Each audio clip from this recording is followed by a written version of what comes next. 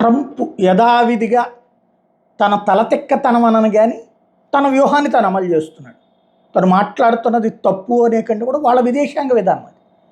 Pakistan, I love Pakistan, ఇది Trump చేసింది. అట్లాగే మోడీ అద్భుతమైనటువంటి వ్యక్తి, బ్యాలెన్స్ మెయింటైన్ చేసుకోడు. పాకిస్తాన్తో తనకు అవసరం ఉంది. ఇప్పుడు ఇరాన్తో ఇష్యూలో సీరియస్ అయిన తర్వాత రేపు పొద్దున యుద్ధం చేయాలంటే బేస్ ఇస్తుంది పాకిస్తాన్, మనం ఇవ్వం.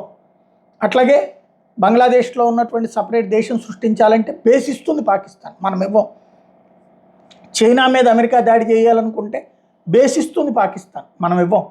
దాదాపు 9 దేశాలకి పాకిస్తాన్ జంక్షన్ పాయింట్, కాబట్టి వాళ్ళకి అవసరం.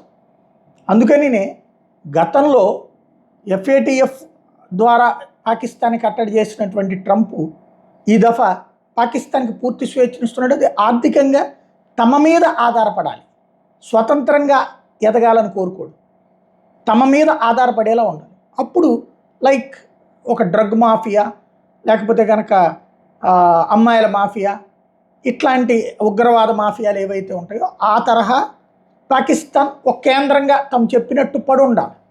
అదే వాళ్ళు కోరుకునేటటువంటిది. అదే సందర్భంలో భారత్తో గొడవలు పెట్టుకోవాలనుకోడు, భారత్తో అధికంగా ప్రేమించాలనుకోడు. ఇది కామన్గా జరిగేటటువంటిది.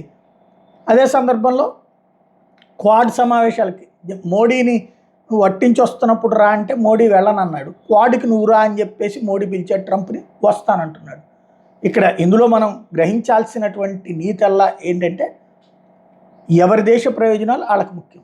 మోడీ తన దేశ ప్రయోజనాల కోసం పనిచేస్తాడు, ట్రంప్ తన దేశ ప్రయోజనాల కోసం పనిచేస్తాడు.